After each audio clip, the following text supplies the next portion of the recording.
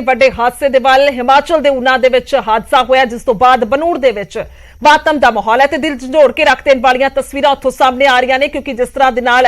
ਪਰਿਵਾਰ ਦਾ ਰੋ ਰੋ ਕੇ ਬੁਰਾ ਹਾਲ ਹੈ। ਪਰਿਵਾਰ ਇਸ ਵੇਲੇ ਪੂਰਾ ਸੋਗ ਦੇ ਵਿੱਚ ਹੈ ਔਰ ਜੋ ਮੰਜ਼ਰ ਉੱਥੋਂ ਵੇਖਣ ਨੂੰ ਮਿਲ ਰਿਹਾ ਹੈ ਤਾਂ ਵਾਕਈ ਚਿੰਤਾ ਚ ਪਾਉਂਦੀਆਂ ਨੇ ਤਸਵੀਰਾਂ। ਦੋ ਤਸਵੀਰਾਂ ਤੁਹਾਨੂੰ ਦਿਖਾ ਰਹੇ ਹਾਂ ਬਨੂੜ ਦੇ ਇਹ 7 ਨੌਜਵਾਨ ਜਿਨ੍ਹਾਂ ਦੀਆਂ ਤਸਵੀਰਾਂ ਤੁਸੀਂ ਵੇਖ ਪਾ ਰਹੇ ਹੋ। ਪਹਿਲੀ ਤਸਵੀਰ ਦੇ ਵਿੱਚ ਇਹਨਾਂ ਦੇ ਵਿੱਚੋਂ 7 ਜਿਹੜੇ ਨੇ ਉਹ ਜਾਨ ਗਵਾ ਚੁੱਕੇ ਨੇ, यानी कि इन्हां दी मौत हो गई है और एक नूं छड्ड के बाकी सारे 16 साल 18 साल 14 साल यानी कि नाबालिग ही नजर आ रहे हैं। उन्हां दी जो उम्र है क्योंकि एक जिहड़ा 35 साल का दस्सिया जा रहा शख्स वो इन्हां दा चाचा लगदा सी ते बाकी 3 नौजवान जिहड़े ने इक्को परिवार दे दस्से जा रहे ने, चाचे भतीजे तो दस्से जा रहे ने, चाचे तायां दे विचों दस्से जा रहे ने और 7 कुल नौजवान ने। हालांकि ज्यादा जने गए सन, 14 के करीब नौजवान गए सी, जिन्हां दे विचों जिहड़े बाकी सीगे उन्हां ने तैर के अपनी जान बचा लई, पर 7 नौजवान मारे गए ने। इन्हां दी मौत हो गई है। एक वड्डा घाटा जिहड़ा इन्हां दे परिवारां नूं पिया, एक वड्डा सोग इस वेले पसरिया होया है। तस्वीरां तुसीं दूसरी तस्वीर दे विच वेख पा रहे हो किस तरह दे नाल गम दे विच परिवार जिहड़ा डुੱਬਿਆ होया है। भुब्बा मार के मां रो रही है, मावां जिहड़ियां ने कुरला रहीआं ने। एक ये भी जानकारी है कि एक जिहड़ा परिवार है उन्हां दे दोवें भरावां दी मौत हो चुकी है, यानी कि इस वेले परिवार दे विच कोई भी नहीं रहा। हालांकि उसदा पिता दा जिक्र कीता जाए तो भी कह रहे हैं कि हादसे दे विच जिहड़ा है वो काफी गंभीर जख्मी होया तां बैड ते ही उसनूं रहना पै रहा है। सो इहो ਜਿਹੇ हालात ने और गरीब परिवारां दे सारे नौजवान जिहड़े ने वो दस्से जा रहे ने और बਨੂੜ दे विच रहिंदे सन, सारे इकट्ठे होके बीते दिन ही तड़कसार गए सन, बाबा बालक नाथ मत्था टेकण दे लई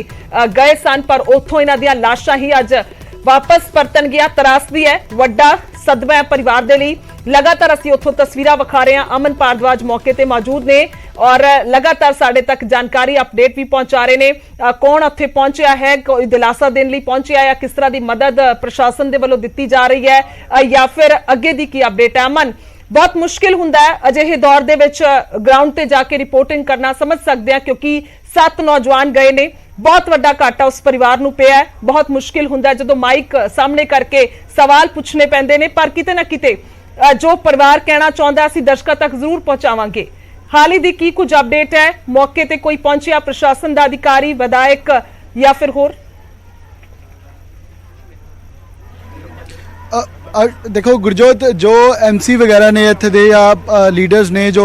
MLAs दे खास ने वो इत्थे जरूर पहुंचे ने और ये भी जानकारी मिल रही है कि 1:30 ਤੋਂ 2 ਵਜੇ ਦੇ करीब ਜਿਹੜੇ ਇੱਥੇ ਦੇ ਮੌਜੂਦਾ ਵਿਧਾਇਕ ਨੇ ਉਹ ਵੀ ਪਹੁੰਚਣਗੇ, ਪਰਿਵਾਰ ਦੇ ਨਾਲ ਦੁੱਖ ਸਾਂਝਾ ਕਰਨਗੇ क्योंकि ਸੋਗੀ ਖਬਰ ਹੈ ਜਿਸਨੇ ਬਨੂੜ ਹੀ ਨਹੀਂ ਪੂਰੇ ਪੰਜਾਬ ਨੂੰ ਹਿਲਾਇਆ। ਔਰ ਇੱਕ ਗੁਰਜੋਤ ਵੱਡੀ ਜਾਣਕਾਰੀ ਪਹਿਲਾਂ ਆਪਣੇ ਦਰਸ਼ਕਾਂ ਨਾਲ ਇਹ ਸਾਂਝੀ ਕਰ ਦਈਏ ਕਿ ਹਿਮਾਚਲ ਸਰਕਾਰ ਵੱਲੋਂ ਖਾਸ ਕਰਕੇ ਜਿਹੜਾ ਡਿਜ਼ਾਸਟਰ ਮੈਨੇਜਮੈਂਟ ਪ੍ਰਬੰਧਨ ਹੈਗਾ ਹੈ ਹਿਮਾਚਲ ਦਾ, ਉਹਨਾਂ ਵੱਲੋਂ 4 ਲੱਖ रुपया यानी कि ਜਿਹੜੇ 7 ਮ੍ਰਿਤਕ ਨੇ ਉਹਨਾਂ ਨੂੰ 28 ਲੱਖ रुपया टोटल 4 ਲੱਖ ਇੱਕ ਪਰਿਵਾਰ ਨੂੰ ਜਿਹੜਾ ਹੈ ਉਹ ਦਿੱਤਾ ਜਾਏਗਾ। ਇਸ ਦੀ ਜਾਣਕਾਰੀ ਨਿਊਜ਼ 18 ਨਾਲ ਸਾਂਝਾ ਕੀਤੀ ਹੈ ਡਿਜ਼ਾਸਟਰ ਮੈਨੇਜਮੈਂਟ ਬੋਰਡ ਜਿਹੜਾ ਹਿਮਾਚਲ ਦਾ ਹੈਗਾ। ਔਰ ਹਿਮਾਚਲ ਸਰਕਾਰ ਵੱਲੋਂ ਇਹ ਵੱਡੀ ਰਾਹਤ ਕਹਿ ਸਕਦੇ ਹਾਂ ਇਸ ਨੂੰ ਕਿ ਇਸ ਤਰੀਕਾ ਦੇ ਫੰਡ ਜਿਹੜਾ ਹੈ ਇਹ ਜਾਣਕਾਰੀ ਦਿੱਤੀ ਗਈ ਹੈ ਇਹ ਸਰਕਾਰ ਦੇ ਨੁਮਾਇੰਦਾ ਵੱਲੋਂ ਡਿਜ਼ਾਸਟਰ ਮੈਨੇਜਮੈਂਟ ਵੱਲੋਂ कि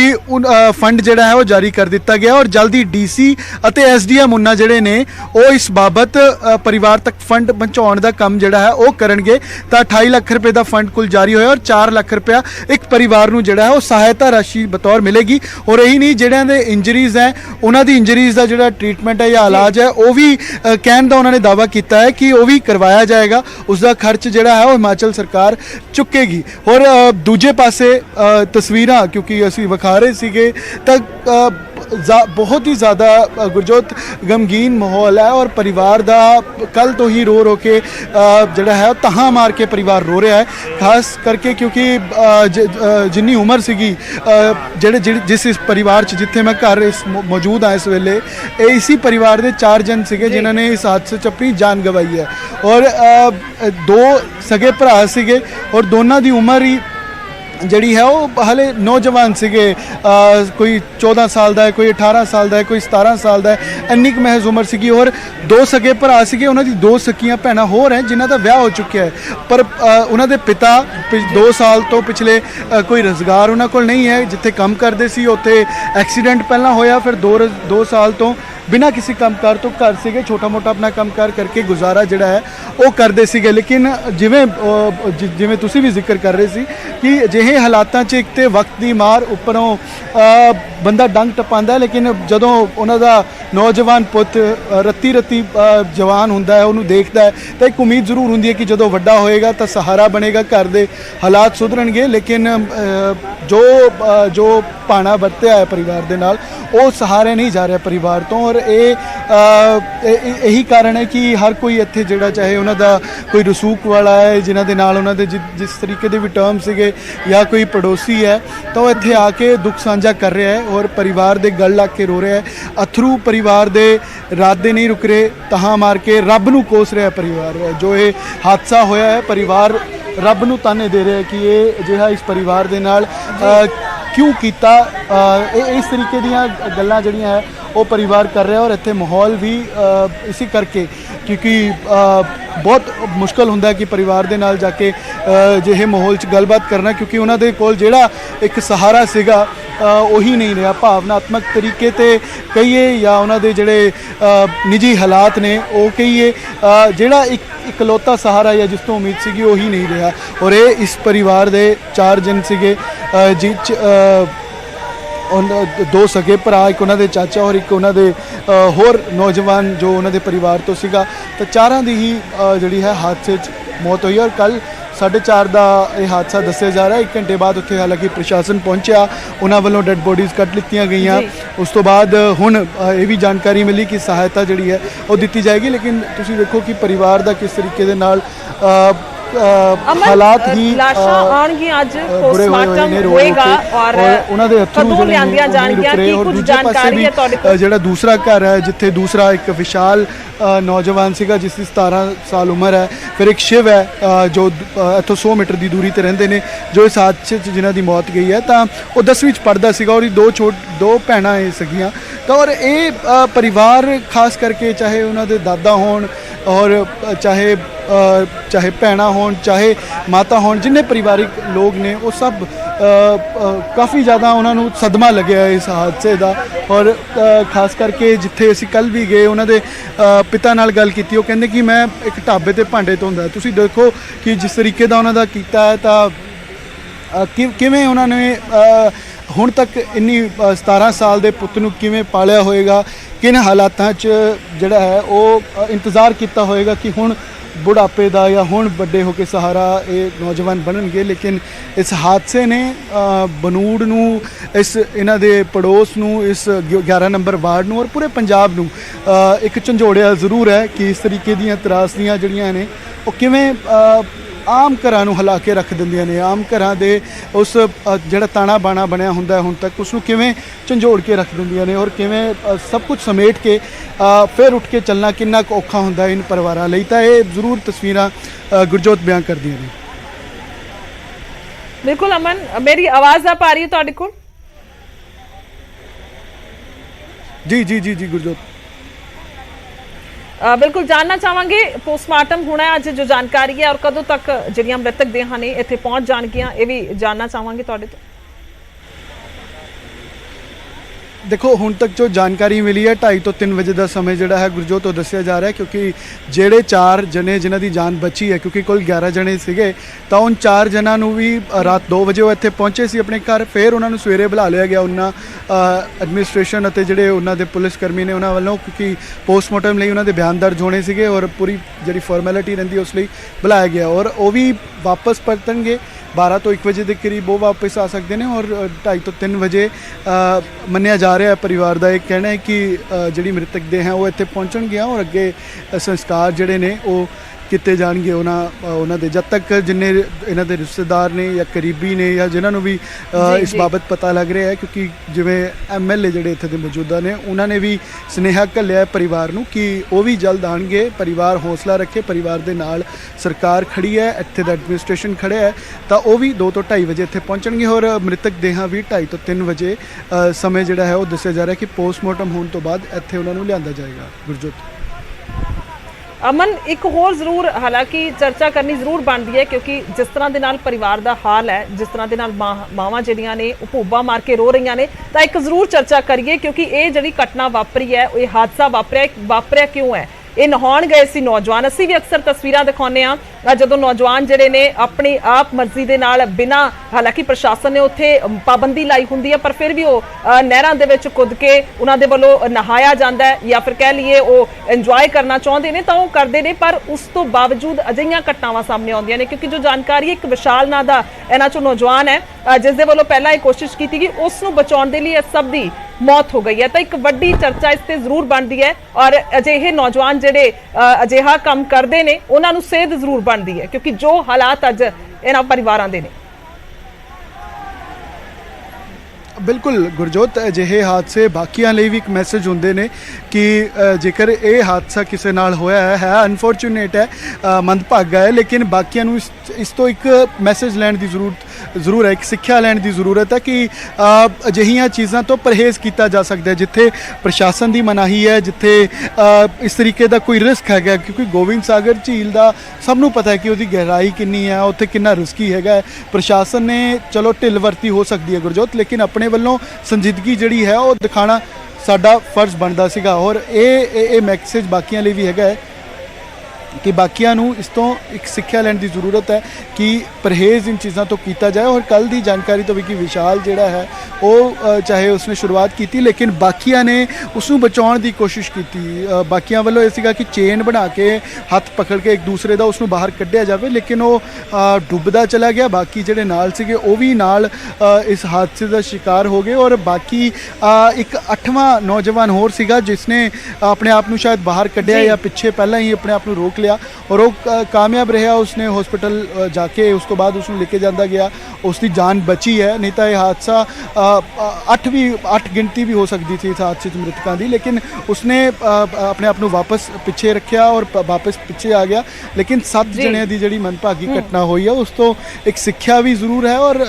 ਸੁਚੇਤ ਰਹਿਣ ਦੀ ਜ਼ਰੂਰਤ ਹੈ। ਹਾਲਾਂਕਿ ਪ੍ਰਸ਼ਾਸਨ ਦੀ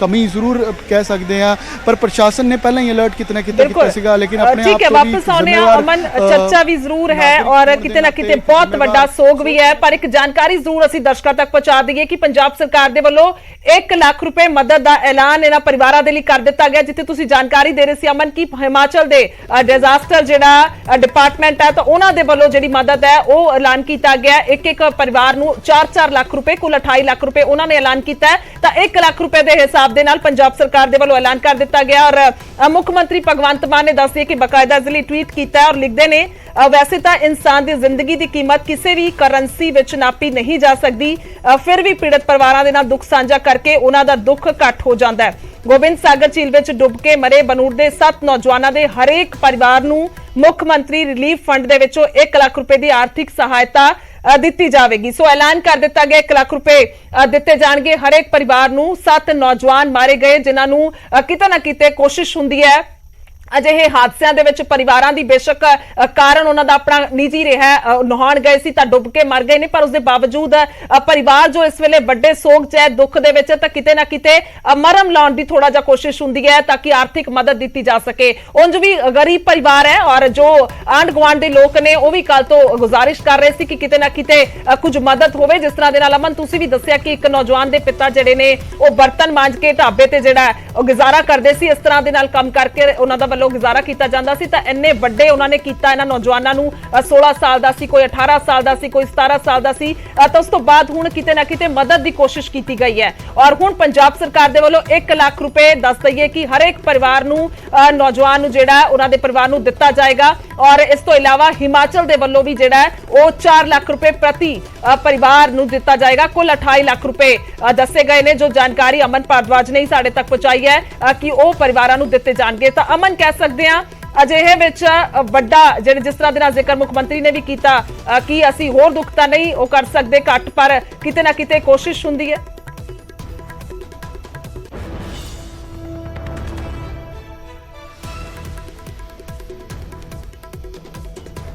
ਅਮਨ ਮੇਰੀ ਆਵਾਜ਼ ਆ ਪਾ ਰਹੀ ਹੈ ਤੁਹਾਡੇ ਤੱਕ? ਪਾਸੇ जी जी गुरजोत बिल्कुल आवाज़ मिल रही है और मैं यही गल कंप्लीट कर रहा ਸੀਗਾ ਕਿ ਇਹ ਸਰਕਾਰਾਂ ਦੀ ਕੋਸ਼ਿਸ਼ ਜ਼ਰੂਰ ਰਹਿੰਦੀ ਹੈ ਕਿ ਅਜਿਹੇ ਹਾਲਾਤਾਂ 'ਚ ਇੱਕ ਸਹਾਰਾ ਜ਼ਰੂਰ ਬਣਿਆ ਜਾ ਸਕੇ ਕਿਉਂਕਿ ਬਾਕੀ ਜਿੱਥੇ ਜਿਹੜਾ ਘਾਟਾ ਪਿਆ ਉਸ ਨੂੰ ਤਾਂ ਪੂਰਾ ਨਹੀਂ ਕੀਤਾ ਜਾ ਸਕਦਾ ਲੇਕਿਨ ਬਾਕੀ ਦੀ ਜ਼ਿੰਦਗੀ ਬਸਰ ਕਰਨੀ ਹੈ ਬਾਕੀ ਦੀ ਜ਼ਿੰਦਗੀ ਗੁਜ਼ਾਰਨੀ ਹੈ ਉਹ ਉਸ ਲਈ ਇੱਕ ਨਵੀਂ ਜਿਹੜੀ ਹੈ ਉਹ ਸ਼ੁਰੂਆਤ ਪਰਿਵਾਰ ਕਰ ਸਕਦਾ ਹੈ ਉਸ ਦੇ ਨਾਲ ਇੱਕ ਸਹਾਰਾ ਸਰਕਾਰ ਵੱਲੋਂ ਰਹਿੰਦਾ ਹੈ ਔਰ ਸਰਕਾਰਾਂ ਹੁੰਦੀਆਂ ਇਸੇ ਕਰਕੇ ਕੱਲ ਵੀ ਅਸੀਂ ਇਸ ਗੱਲ ਦਾ ਜ਼ਿਕਰ ਕਰ ਰਹੇ ਸੀ ਕਿ ਲੋਕਾਂ ਦੀ ਉਮੀਦਾਂ ਜਿਹੜੀਆਂ ਹੁੰਦੀਆਂ ਨੇ ਉਹ ਸਰਕਾਰਾਂ ਤੋਂ ਇਸ ਲਈ ਹੁੰਦੀਆਂ ਨੇ ਕਿ ਅਜਿਹੇ ਦੁੱਖ ਦੀ ਘੜੀ 'ਚ ਇੱਕ ਇਹ ਮਹਿਸੂਸ ਜ਼ਰੂਰ ਹੁੰਦਾ ਕਿ ਪਿੱਛੇ ਉਹਨਾਂ ਦੀ ਪਿੱਠ ਤੇ ਕੋਈ ਖੜਿਆ ਹੈ ਉਹਨਾਂ ਦੇ ਨਾਲ ਮੋਢਾ ਲਾ ਕੇ ਕੋਈ ਖੜਿਆ ਹੈ ਔਰ ਇਹ ਰਾਸ਼ੀ ਚਾਹੇ ਹਿਮਾਚਲ ਨੇ 4 ਲੱਖ ਦਿੱਤੀ ਹੈ ਪੰਜਾਬ ਨੇ 1 ਲੱਖ ਦਿੱਤੀ ਹੈ ਲੇਕਿਨ ਆਪਣੇ ਆਪ 'ਚ ਇਹ ਪਰਿਵਾਰ ਦੇ ਨਾਲ ਮੋਢਾ ਲਾ ਕੇ ਖੜਨ ਵਾਲੀ ਗੱਲ ਹੈ ਕਿ ਸਰਕਾਰ ਅਜਿਹੇ ਹਾਲਾਤਾਂ 'ਚ ਇਸ ਤਸਵੀਰਾਂ ਨੂੰ ਦੇਖ ਰਹੀ ਹੈ ਇਨ ਹਾਲਾਤਾਂ ਨੂੰ ਦੇਖ ਰਹੀ ਹੈ ਔਰ ਲੋਕਾਂ ਦੇ ਜਿਹੜੇ ਅਥਰੂ ਨੇ ਉਹਨਾਂ ਨੂੰ ਪਹੁੰਚਣ ਦਾ ਕੰਮ ਕਰ ਰਹੀ ਹੈ ਉਹਨਾਂ ਨੂੰ ਪੁੰਝਣ ਦਾ ਕੰਮ ਕਰ ਰਹੀ ਹੈ ਔਰ ਇਹ ਹਾਲਾਂਕਿ ਹਿਮਾਚਲ ਵੱਲੋਂ ਡਿਜ਼ਾਸਟਰ ਮੈਨੇਜਮੈਂਟ ਦੇ ਜਿਹੜੇ ਡਾਇਰੈਕਟਰ ਨੇ ਸੁਦੇਸ਼ ਮੁਕਤਾ ਉਹਨਾਂ ਨਾਲ ਸਾਡੀ ਗੱਲ ਹੋਈ ਸੀ ਉਹਨਾਂ ਦਾ ਇਹ ਕਹਿਣਾ ਸੀਗਾ ਕਿ 4-4 ਲੱਖ ਰੁਪਇਆ ਇੱਕ ਪਰਿਵਾਰ ਨੂੰ ਜਿਹੜਾ ਹੈ ਹਿਮਾਚਲ ਦੇਗਾ ਡਿਜ਼ਾਸਟਰ ਮੈਨੇਜਮੈਂਟ ਦੇਗਾ ਔਰ ਕੱਲ ਹੀ ਇਹ ਚਰਚਾ ਸਰਕਾਰ ਨਾਲ ਵੀ ਕੀਤੀ ਗਈ ਸੀ ਕਿ ਹਿਮਾਚਲ ਦੀ ਕਿ ਕਿਵੇਂ ਪਰਿਵਾਰ ਦਾ ਸਹਾਰਾ ਬਣਿਆ ਜਾ ਸਕੇ ਔਰ ਤੁਸੀਂ ਦੇਖੋ ਗੁਰਜੋਤ ਇਹ ਚੀਜ਼ਾਂ ਨੇ ਇਹ ਫੈਸਲੇ ਅਜਿਹੇ ਹੁੰਦੇ ਨੇ ਜਿਨ੍ਹਾਂ 'ਚ ਕੋਈ ਪਾਰਟੀ ਪੱਧਰ ਦੇ ਉੱਪਰ ਉੱਠ ਕੇ ਕੋਈ ਸਰਕਾਰ ਦੇ ਉੱਪਰ ਉੱਠ ਕੇ ਅਜਿਹੇ ਪਰਿਵਾਰ ਦਾ ਅਜਿਹੇ ਨੌਜਵਾਨਾਂ ਦਾ ਜਿਨ੍ਹਾਂ ਤੋਂ ਪਰਿਵਾਰ ਨੂੰ ਉਮੀਦ ਸੀ ਕਿ ਲੇਕਿਨ ਸਰਕਾਰ ਉਹਨਾਂ ਦੇ ਨਾਲ ਖੜ ਰਹੀ ਹੈ ਔਰ ਮਦਦ ਕਰ ਰਹੀ ਹੈ ਔਰ ਇਹ ਹਾਲਾਂਕਿ ਇਸ ਘਾਟੇ ਨੂੰ ਪੂਰਾ ਨਹੀਂ ਕੀਤਾ ਜਾ ਸਕਦਾ ਅਸੀਂ ਬਾਰ-ਬਾਰ ਕਹਿ ਰਹੇ ਹਾਂ ਲੇਕਿਨ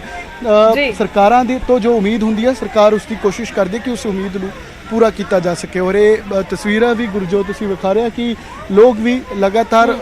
ਬਰਕਰਾਰ ਨੇ ਆਉਣਾ ਜਿਹੜੇ ਜਿਨ੍ਹਾਂ ਨੂੰ ਪਤਾ ਲੱਗ ਰਿਹਾ ਇਹਨਾਂ ਦੇ ਜਿਹੜੇ ਰਿਸ਼ਤੇਦਾਰ ਨੇ ਕਰੀਬੀ ਨੇ ਜਾਂ ਇਹਨਾਂ ਨੂੰ ਜਾਣਦੇ ਸੀ ਔਰ ਜਿਸ ਨੂੰ ਵੀ ਇਸ ਘਟਨਾ ਬਾਰੇ ਦੁੱਖ ਲੱਗਿਆ ਉਹ ਇੱਥੇ ਪਹੁੰਚ ਰਿਹਾ ਹੈ ਔਰ ਇਹ ਹਾਲੇ ਤੱਕ ਤੁਸੀਂ ਦੇਖੋ ਪਰਿਵਾਰ ਦੀਆਂ ਅੱਖਾਂ ਜਿਹੜੀਆਂ ਨੇ ਉਹ ਨਮ ਦੀਆਂ ਨਮ ਨੇ ਔਰ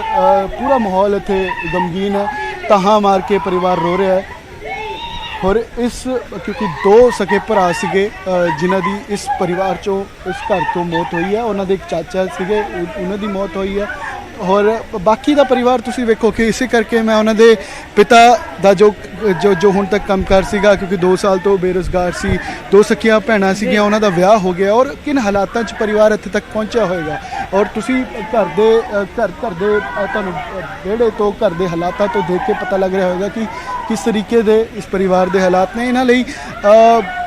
ਕਿੰਨਾ ਇਹਨਾਂ ਨੇ ਆਪਣੇ ਆਪ ਨੂੰ ਇਕੱਠਾ ਕਰਕੇ ਸੰਜੋ ਕੇ ਹੁਣ ਤੱਕ ਇੱਥੇ ਤੱਕ ਪਹੁੰਚੇ ਸੀਗੇ ਲੇਕਿਨ ਅਜਿਹੇ ਹਾਦਸੇ ਅਜਿਹੀਆਂ ਘਟਨਾਵਾਂ ਅਜਿਹੇ ਹਾਦਸੇ ਨਾ ਬੰਦੇ ਨੂੰ ਅੱਗੇ ਲਈ ਵਧਣ ਦਾ ਮੌਕਾ ਦਿੰਦੇ ਨੇ ਔਰ ਨਾ ਹੀ ਪਿੱਛੇ ਦਾ ਮੁਸ਼ਕਿਲ ਹੁੰਦਾ ਹੈ ਕਹਿ ਸਕਦੇ ਆ ਇੱਥੇ ਆ ਕੇ ਸ਼ਬਦ ਵੀ ਖਤਮ ਹੋ ਜਾਂਦੇ ਨੇ ਕਿ ਆਖਰਕਾਰ ਕਿਸ ਤਰ੍ਹਾਂ ਦੇ ਨਾਲ ਇਹਨਾਂ ਤਸਵੀਰਾਂ ਨੂੰ ਬਿਆਨ ਕੀਤਾ ਜਾਵੇ ਇੱਕ ਵਾਰ ਤਸਵੀਰਾਂ ਜ਼ਰੂਰ ਦਿਖਾਓ ਤਾਂ ਕਿ ਅਸੀਂ ਦਰਸ਼ਕਾਂ ਤੱਕ जो इस वेले हालात ने वो पहुंचा सकीए हालांकि बेहद वड्डा दुख बहुत वड्डा पहाड़ जिहड़ा इस परिवार ते जिहड़ा है वो टुटिया है क्योंकि कह सकते हैं सीधी भाषा च इस वेले भुब्बा मार के लोग ये मातावां ये जो भैणां रिश्ते जिहड़े ने वक्खो-वक्ख हो सकते हैं पर दुख सब दा इक्को ही है कि अजिही उम्र दे विच नाबालिग साने बच्चे 14 साल दा है कोई 14 साल दा कोई 17 साल दा कोई 18 साल दा है तां उन्हां दी मौत हो जाना बहुत वड्डा कहर वापरदा उस परिवार ते और ये जो जानकारी है 2 सके भरा ने इन्हां दे विचों जिन्हां दे माता नूं तां होशो आवाज़ नहीं है बेशक आउण वाले लोग मिल रहे ने आके पर उन्हां नूं कोई अपनी सुरत संभाल नहीं है जो आके उन्हां दे नाल दुख साझा कर रहे ने यानी कि इहो ਜਿਹੇ हालात बन चुके ने तां कई कह सकते हैं बेशक सरकार ਦੇ ਵੱਲੋਂ ਪੈਸੇ ਦਾ ਐਲਾਨ ਕਰ ਦਿੱਤਾ ਗਿਆ ਮਦਦ ਦਾ ਐਲਾਨ ਕੀਤਾ ਗਿਆ ਪਰ ਜੋ ਦੁੱਖ ਇਸ ਵੇਲੇ ਇਹਨਾਂ ਪਰਿਵਾਰਾਂ ਨੂੰ ਹੈ ਉਹ ਆਪਣੇ ਪਿੰਡੇ ਤੇ ਹੰਡਾਰੇ ਨੇ ਉਹ ਸ਼ਾਇਦ ਸ਼ਬਦਾਂ ਦੇ ਵਿੱਚ ਵੀ ਬਿਆਨ ਨਹੀਂ ਹੋ ਸਕਦਾ ਕੋਸ਼ਿਸ਼ ਹੈ ਲਗਾਤਾਰ ਪੰਜਾਬ ਦੇ ਲੋਕਾਂ ਤੱਕ ਸਭ ਤੱਕ ਇਹ ਤਸਵੀਰਾਂ ਜਿਹੜੀਆਂ ਨੇ ਪਹੁੰਚਾਈਏ ਕਿਉਂਕਿ ਬਹੁਤ ਵੱਡਾ ਹਾਦਸਾ ਵਾਪਰਿਆ 7 ਨੌਜਵਾਨ ਪੰਜਾਬ ਦੇ ਸੀਗੇ ਜੋ ਬਾਬਾ ਬਾਲਕ ਨਾਥ ਗਏ ਤੜਕਸਾਰ ਗਏ 5:30 ਵਜੇ ਦੇ ਕਰੀਬ ਔਰ ਉੱਥੇ ਰਸਤੇ ਦੇ ਵਿੱਚ ਨਹਾਉਣ ਲੱਗ ਪਏ ਗੋਬਿੰਦ ਸਾਗਰ ਝੀਲ ਹੈ ਜਿੱਥੇ ਨਹਾਉਣ ਲੱਗੇ ਪਰ ਉਹ ਗਹਿਰਾਈ ਉਹ ਡੂੰਘਾਈ ਦਾ ਅੰਦਾਜ਼ਾ ਨਹੀਂ ਸੀ ਜਿਸ ਤੋਂ ਬਾਅਦ ਇਹ ਵੱਡਾ ਹਾਦਸਾ ਵਾਪਰਿਆ